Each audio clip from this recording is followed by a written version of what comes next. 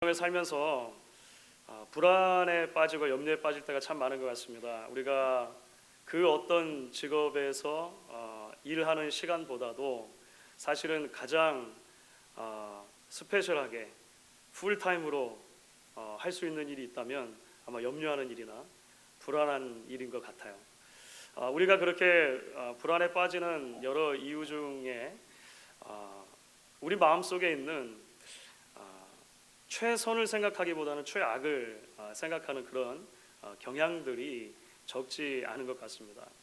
예를 들어서 지나가다가 어떤 분이 별 의미 없는 한마디를 던지게 되면 그것을 선한 의도로 받아들이기보다 사실은 다른 의도가 있는 것으로 받아들이는 것이 우리의 일반적인 그런 삶의 태도가 아닌가 생각이 드는 것이죠. 오늘 참 식사를 많이 하시네요. 이렇게 이야기를 누가 하면 참 건강해 보이고 좋습니다. 이렇게 이해할 수도 있잖아요. 그런데 아니 그만 먹으라는 얘기인가? 요즘에 살이 쪘다는 얘기인가? 우리 이제 이렇게 해석하기가 참 쉽다라고 하는 것입니다. 우리 주변에서 일어나는 일들에 대해서도 마찬가지인 것 같습니다. 우리 주변에서 이런저런 일들이 일어날 때 우리는 거기에 대해서도 최선의 경우를 생각하고 해석하기보다 최악의 경우를 우리 마음속에 염두에 두기 때문에 불안에 빠질 때가 많은 것 같습니다. 지구 저 반대편에서 전염병이 돌았다는 이야기를 들어도 여기서 불안하고, 국내에서 대통령 선거가 앞으로 얼마 안 남았다는 얘기를 들어도 불안한 것이죠. 이번 한 주간을 사는 동안 아마 우리의 그런 불안감을 증폭시키는 뉴스가 하나 있었던 것 같습니다. 세기의 바둑 대결에서 컴퓨터가 사람을 이긴 것입니다. 그렇죠. 이미 3대0으로 뭐 큰 결과는 났는데 오늘 아침에 뉴스 보니까 한 번 이겼다고 그래요. 그래서 그 기적적인 인간의 승리 막 이렇게 해가지고 신문 기사가 났더라고요. 그렇다 손 치더라도 뭐 컴퓨터 프로그램에게 인간이 패한 것은 맞는 것 같고, 우리 인류가 사람이 만든 기술이 얼마만큼 큰 그런 잠재력을 가질 수 있는가에 대해서 다 같이 확인할 수 있었던 그런 시간들이었던 것 같습니다. 그러다 보니까 또 불안한 것입니다. 그렇지 않아도 실증률이 많은데 이제 컴퓨터에게 우리 할 일을 잃어버리는 때가 오는 게 아닌가. 우리 자녀 세대 가가지고는 정말 어떡하나, 이러다가 컴퓨터가 기계가 지배하는 세상이 오는 게 아닌가, 막 이런 생각이 들면서 예전에 봤던 미래에 관련된 영화의 한 장면까지 막 끌어오는 거죠. 그래가지고 마음이 불안해지는 것입니다. 그런데 여러분, 그렇다면 수천 년 전에 컴퓨터가 지금처럼 없었던 시대를 살아가던 사람들은 다 마음이 편안한 채로 살았을까요? 지금처럼 스마트폰이 없어가지고 지구 반대편에서 일어나고 있는 사건에 대해서 실시간으로 알 수도 없고 들을 수도 없던 시대를 살아가던 사람들은 전혀 불안하지 않고 염려도 없이 그렇게 살았겠느냐라고 하는 것입니다. 그렇지 않겠죠. 그렇지 않겠죠. 그때도 사람들이 살아가는 세상은 수많은 위험 요소들로 가득 차 있었습니다. 그때도 사람들은 최선을 선택하고 해석하기보다 최악의 경우를 마음에 염두에 두고 해석하고 삶을 이해하기에 굉장히 익숙했다라고 하는 것이죠. 그래서 그때도 사람들은 미래를 생각하면, 지금 우리의 삶을 생각하면 결코 안정되지 않다 느꼈을 것이고, 그래서 불안과 염려 가운데 살았을 것이라고 하는 것이죠. 이제 오늘 우리가 함께 읽은 말씀은 성전에 올라가는 노래 가운데 6번째 노래가 됩니다. 시편 125편이었죠. 이 시편 125편도 바로 그런 세상의 한 복판을 살아가는 한 신앙인의 노래라고 할 수 있습니다. 누구나 다 그렇게 생각할 수 있고, 그렇게 염려와 그렇게 불안정함을 느끼고 살아갈 수 있는 그런 시대를 신앙인이 뚜벅뚜벅 하나님을 향해 길을 걸어가고 있는 것이죠. 그런데 이 신앙의 사람이 우리에게 전해주는 노래는 놀랍게도 신뢰의 노래입니다. 확신의 노래입니다. 불안정한 인생의 가운데서도 하나님을 의지하는 그런 확고한 믿음에 대해서 노래를 하는 거예요. 그리고 좀 더 나아가서 그렇기 때문에 오늘 함께 읽은 시는 평강의 노래이기도 합니다. 그렇죠? 불안과 염려로 살아가기 쉬운 믿음의 길이라도 성도들은 이 세상이 알지도 못하고 줄 수도 없는 그 평강을 누리는 사람들이다. 그렇게 오늘 시인이 얘기를 하는 거예요. 그래서 오늘 우리가 이 시를 살펴보면서 여호와를 의지하는 자로 시작해서 평강이 있을지어다로 끝나거든요. 오늘 시가 1절에서 5절을 살펴보시면 이 시를 가까이 좀 더 들여다보는 동안에 2016년 여전히 불확실하고 여전히 불안정한 그런 삶을 살아가는 우리들 모두에게도 시인과 같은 믿음의 고백이 넘쳐날 수 있기를 간절히 바라고 소망하는 것입니다. 오늘 먼저 1절 말씀을 보시면 이제 시인의 확신의 고백이 담겨져 있습니다. 1절 말씀 우리 같이 한번 읽어보도록 하겠습니다. 1절을 같이 읽습니다. 여호와를 의지하는 자는 시온산이 흔들리지 아니하고 영원히 있음 같도다. 분명히 믿음의 순례길을 걸어가는 신앙인들에게도 인생을 뒤흔들 만한 그런 사건이 있었던 것 같아요. 그렇죠? 그렇지 않으면 이런 시를 썼을 이유가 없을 것입니다. 그런 일이 분명히 있었던 것 같아요. 지난 여러 편의 시들에서도 우리가 함께 나눴던 것처럼 무시무시한 한낮의 태양이 신앙인들이라고 해서 비켜가지 않는다고 하는 것입니다. 밤의 달로 대표되는 마음의 병과 심리적인 불안의 상태가 성도라고 해서 지나치지 않는다라고 하는 것이요. 사람들의 공연한 오해와 괴로움을 당하기도 하고요. 사냥꾼의 올무, 우리가 지난주에 살펴본 시죠. 사냥꾼의 올무와 같은 그런 함정에도 우리도 얼마든지 빠질 수 있다는 것이죠. 그런데 그 와중에 시인이 우리에게 고백하며 노래하는 것입니다. 하나님을 의지하는 이들은 우뚝 솟은 견고한 산처럼 흔들리지 않는다는 거예요. 이거 참 놀랍지 않습니까? 아무리 강한 바람, 태풍이 불어도 숲은 흔들리지만 산은 흔들리는 법이 없습니다. 그렇죠? 마치 그와 같이 그 어떤 일 가운데서도 여호와를 신뢰하고 의지하는 하나님의 백성들은 우뚝 솟은 산처럼 그 삶이 흔들리지 않을 것이다 이야기를 해요. 시온산이 흔들리지 아니하고 영원한 것처럼 견고한 신앙인. 생각하면 생각할수록 멋있지 않습니까, 여러분? 제가 이 부분을 준비하면서 마음속에 감동이 오고 이게 마음이 벅차오릅니다. 그러니까 조금만 삶의 역경이 닥쳐도 인생의 갈피를 잡지 못하고 발을 동동 구르는 그런 신앙인이 아니라는 거예요. 아무것도 아닌 지나가는 말에 상처를 받아가지고 그것이 오래도록 내 마음에서 나 자신을 곪고 썩게 만들도록 내버려두지 않는 그런 신앙이라고 하는 것이죠. 내 뜻대로 내 시간표대로 일이 되지 않는다고 조급한 마음에 다른 사람들을 자꾸 보채고 그래서 상처를 주는 그런 신앙인과 다르다라고 하는 것입니다. 그 신앙의 깊이와 넓이와 높이를 다 헤아릴 수도 없는 그런 내실이 견고한 든든한 신앙인의 모습을 저는 이렇게 그려보게 됐어요. 분명 최악이라고 생각되는 상황에서도 최선을 생각하고 희망, 소망을 이야기할 수 있는 그런 신앙인인 것이죠. 산이 높으면 높을수록 만들어내는 그늘이 훨씬 더 시원하고 넓고 그렇습니다. 그렇죠? 그래서 그 사람만 생각하면 그 우뚝 솟은 산 같은 견고한 믿음이 생각나가지고요.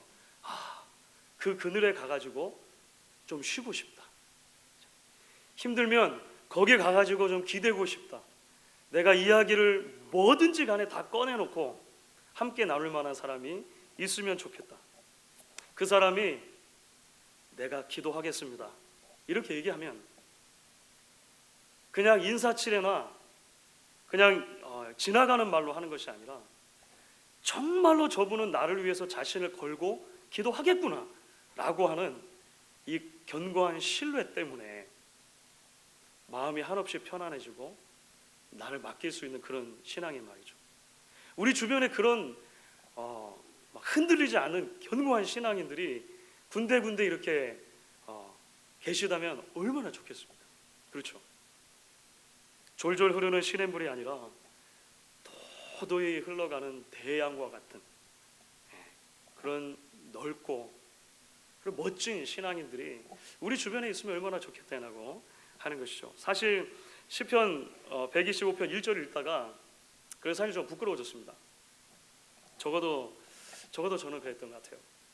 그런 산 같은 신앙, 막 그 아름드리 나무 같은 신앙 있잖아요. 그런 신앙에서 멀어져 있는 제 자신의 모습을 보면서 부끄럽기도 하고 실망스럽기도 하고 그런 생각이 들었던 것 같습니다. 그런데 여러분, 오늘 시인의 고백을 좀 더 나아가서 읽다가 사실 2절 말씀인데요. 2절 말씀까지 가서 읽다가 새로운 종류의 깨달음을 또 얻게 되었습니다. 그것이 무엇이냐면 이제 2절 같이 읽으면서 우리 같이 살펴보도록 하겠습니다. 2절 말씀 같이 한번 읽도록 하겠습니다. 산들이 예루살렘을 두름과 같이 여호와께서 그의 백성을 지금부터 영원까지 두루시리로다. 저는 사실 이 말씀을 읽으면서 깜짝 놀랐습니다. 제가 왜 놀랐냐면 1절 말씀에서 이야기했던 그 견고한 신앙 있잖아요. 산같이 흔들리지 않는 신앙의 이유로 2절이 사실 제시되어 있는 것입니다. 그렇죠. 하나님의 백성들이 흔들리지 않는 견고한 신앙을 가지고 있다면 그 유일한 이유가 무엇입니까? 그 유일한 이유가 여호와께서 산들과 같이 그 사람을 둘러싸주고 계시기 때문이다. 그렇게 시인이 얘기를 하는 거예요. 사실 시인이 1절과 2절에서 산이라고 하는 이미지를 두 번 사용했기 때문에 우리가 조금 혼돈스러울 수 있습니다. 1절에서는 우리가 흔들리지 않은 시온산이다 이렇게 말하는데 2절에 가서는 여호와가 산이다 이렇게 말하잖아요. 그런데 사실 당시 사람들이라면 누구나 시인이 지금 이야기하는 것을 얼른 마음속에 그림처럼 딱 떠올릴 수 있었습니다. 왜냐하면 예루살렘이라고 하는 그 도시 자체가 굉장히 독특한 지형에 올려져 있기 때문에 그렇습니다. 예루살렘이라고 하는 도시는 해발 780m의 고지대에 있어요. 그리고 그 자체적으로 분지처럼 이렇게 되어져 있습니다. 그래서 이스라엘 역사에서는요, 이 예루살렘 성은 거의 난공불락의 요새였습니다. 그래서 다윗이 굳이 거기에다가 나중에 이제 모든 나라가 안정된 다음에 성을 세운 이유가 그 수도를 잡은 이유가 거기에 있는 거예요. 때로는 그래서 그 예루살렘 도시가 세워져 있는 산을 시온산이라고 부르기도 했고 예루살렘 성을 시온성이라고 부르기도 한 거예요. 그 거의 같은 개념이라고 여러분 보시면 됩니다. 나중에는 물론 이제 이 조금 더 그 종말론적인 의미에서 사용되기도 합니다만 그렇게 보시면 별 무리가 없습니다. 동쪽과 남쪽으로 아주 깊은 계곡을 가지고 있습니다. 이 외적이 침입하기가 아주 어려운 도시였습니다. 설령 가까스로 올라와서 성 앞에 머물렀다고 하더라도 말씀드렸던 것처럼 분지 형태이기 때문에 도시 자체를 이렇게 산들이 둘러싸고 있는 거예요. 거기다가 또 성을 쌓았다고 생각해 보십시오. 이것이 대단히 침략하기가 어려운 그런 도시였다는 거죠. 사람들은 얼른 알아차릴 수 있었던 것입니다. 사랑하는 여러분, 결국 우리는요 1절에서 말하는 여호와를 의지하는 자라고 하는 구절과 2절에서 여호와께서 그의 백성을 지금부터 영원까지 두루시리로다 라고 하는 말씀 사이에 일종의 그 순환 논법이 존재한다는 것을 보게 됩니다. 이게 무슨 말이냐면 이런 것입니다. 여호와를 의지하는 자는 흔들리지 않는 산과 같은 사람이에요. 그런데 그 사람이 어떻게 흔들리지 않는 산이 될 수 있습니까? 여호와께서 산처럼 그를 둘러싸 주시기 때문이라고 하는 거예요. 이게 참 놀라운 진리죠. 결국 누군가가 흔들리지 않는 견고한 신앙을 가졌다라고 할 때 말씀드렸던 것처럼 그렇게 멋지고 아름답고 도도에 흐르는 대양과 같은 신앙을 가졌다라고 할 때 무슨 의미입니까? 그것은요 한 사람이 스스로 가부좌를 틀고 앉아가지고 깊은 영성을 혼자 쌓아 올렸다는 게 아닌 거예요. 그렇죠. 적어도 성경은 그렇게 이야기하지 않습니다. 왜냐하면 내가 흔들리지 않아야겠다고 마음 먹는 순간 내가 흔들리지 않을 수 있다면 좋겠지만 그렇지 않은 게 인간이라고 하는 거죠. 내가 염려하지 말아야지.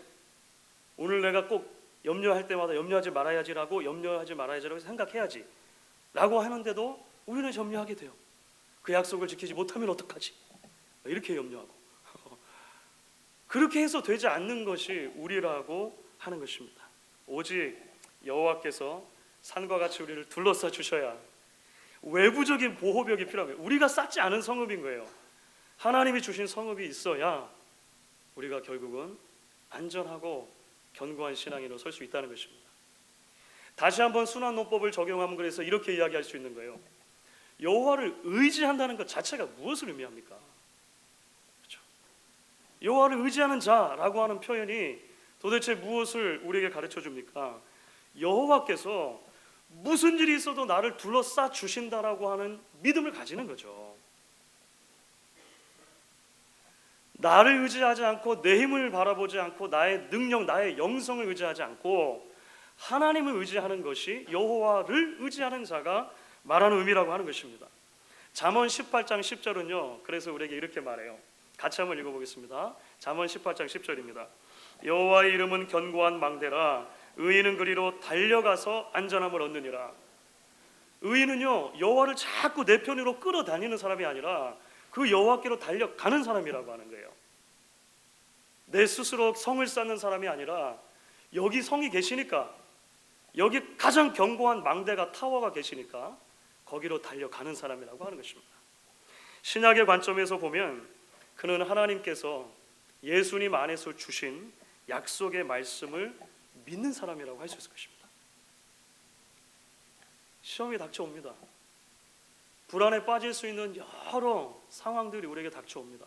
그런데 말씀이 떠오르는 거예요. 사람이 감당할 시험 밖에는 너희가 당한 것이 없나니 오직 하나님은 미쁘사 너희가 감당하지 못할 시험 당함을 허락하지 아니하시고 시험 당할 즈음에 또한 피할 길을 내사 너희로 능히 감당하게 하시느니라. 이미 말씀이 주어진 것입니다. 이미 약속이 여기 있어요. 우리가 할 일은 무엇입니까? 거기로 달려가서 그 약속을 붙드는 것이죠. 오늘 있다가 내일 아궁이에 던져지는 들풀도 이렇게 입히거든 하물며 너희일까 보냐. 믿음이 적은 자들. 이런 말씀을 믿는 것입니다. 몇 달 전에 세상을 떠나신 그 성공회대 신영복 교수라고 하는 분이 계세요. 혹시 이름을 들어보셨는지 모르겠습니다. 신영복 교수께서 평소에 남긴 글귀 가운데 나침반과 관련된 이런 글귀가 하나 있습니다. 북극을 가리키는 지남철은 무엇이 두려운지 항상 바늘 끝을 떨고 있습니다. 여윈 바늘 끝이 떨고 있는 한 바늘이 가리키는 방향을 믿어도 좋습니다. 만일 바늘 끝이 전류를 멈추고 어느 한쪽에 고정될 때 우리는 그것을 버려야 합니다. 이미 지남철이 아니기 때문입니다. 무슨 말씀인지 이해가 되십니까?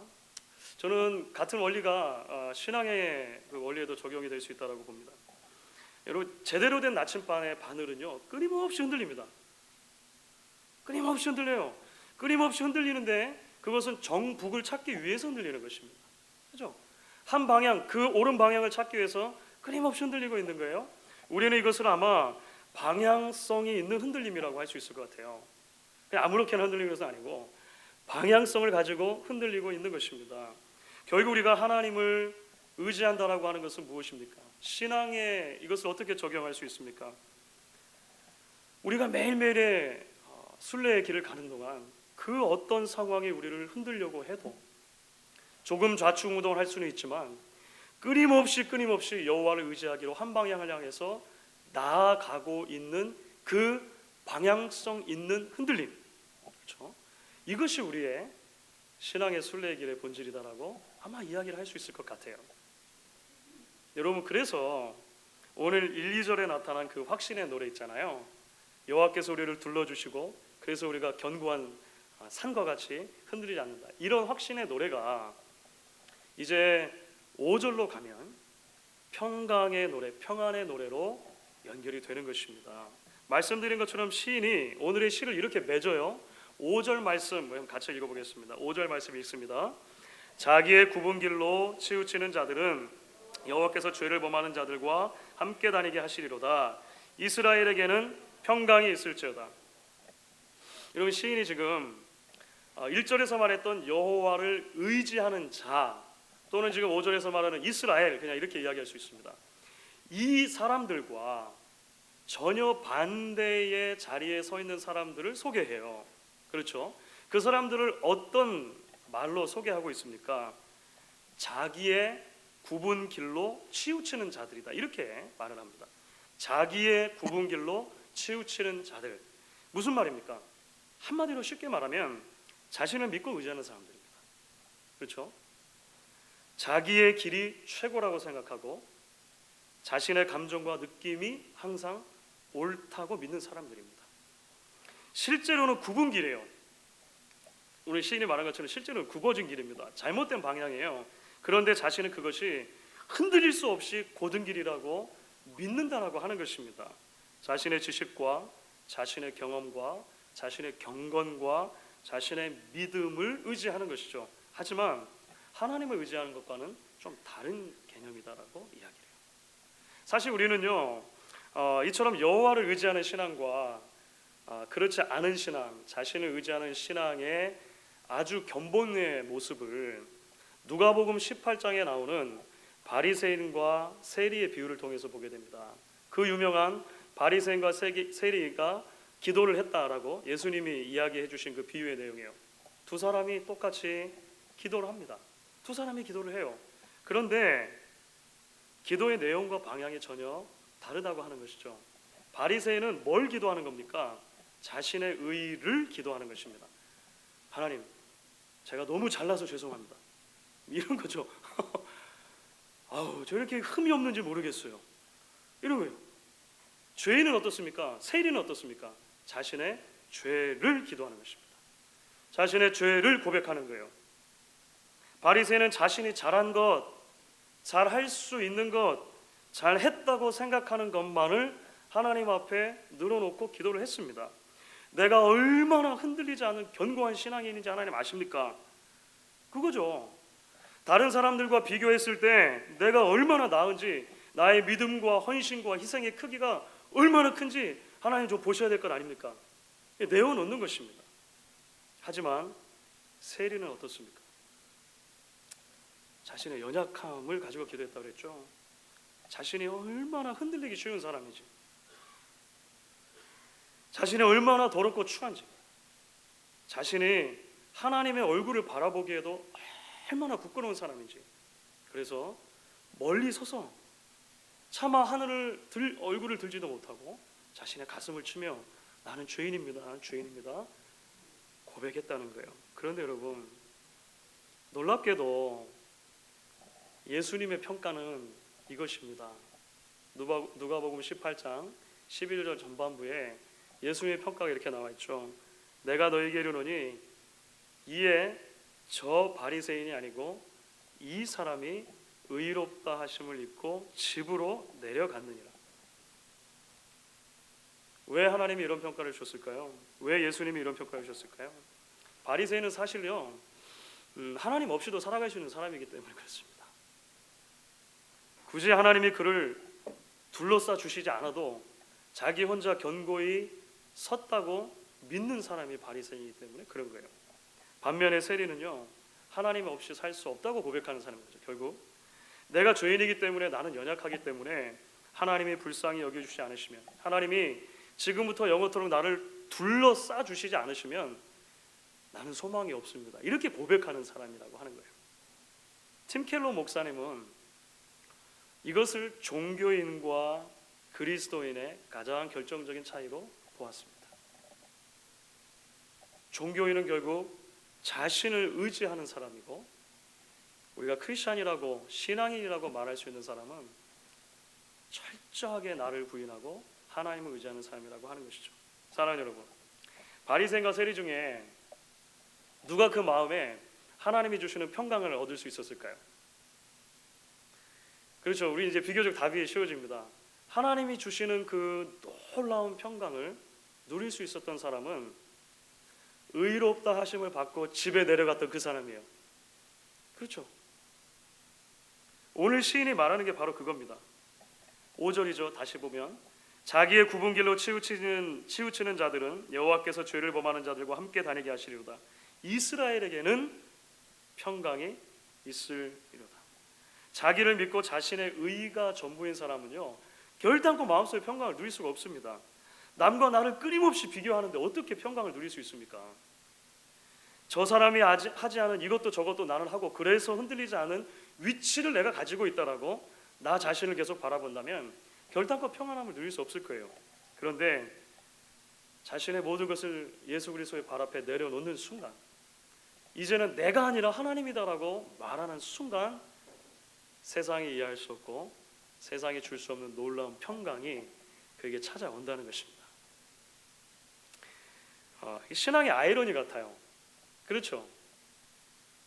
스스로 너무 견고하다고 생각해가지고 더 이상 하나님마저 의지하지 않은 바리새인은 고장난 나침판인 거예요. 사실은 흔들리지가 않아요. 나침판을 보니까 견고한가 보다 생각했는데 고장난 거예요. 다른 방향을 가리키고 있는 거예요. 사실은 누구보다도 위태하고 흔들리는 영적인 상태를 가지고 있는 사람인 것이죠. 그런데요, 항상 최선보다 최악을 생각하고 너무 자주 절망하고 불안해하고, 그래서 쉽게 흔들리는 자신 때문에 가슴을 치고 하나님 앞에 통곡하며 나오는, 그래서 그분을 의지하는 세리는요, 사실 정상적으로 작동하고 있는 나침판인 거예요. 그 사람이 사실은 정말로 시온산처럼 흔들리지 않는 견고한 신앙인인 것입니다. 여러분, 이제 말씀을 정리하도록 하겠습니다. 오늘 시인의 노래에 여러분들 다시 한번 귀를 기울여 보실 수 있으면 좋겠습니다. 1절과 2절을 같이 한번 읽어보시죠. 1절, 2절 말씀을 저와 여러분이 같이 읽겠습니다. 여호와를 의지하는 자는 시온산이 흔들리지 아니하고 영원히 있음 같도다. 산들이 예루살렘을 두른 것 같이 여호와께서 그의 백성을 지금부터 영원까지 두루시리로다. 오직 예수 안에서 여호와를 의지하는 자, 그가 흔들리지 않는 신앙인이라고 하는 것입니다.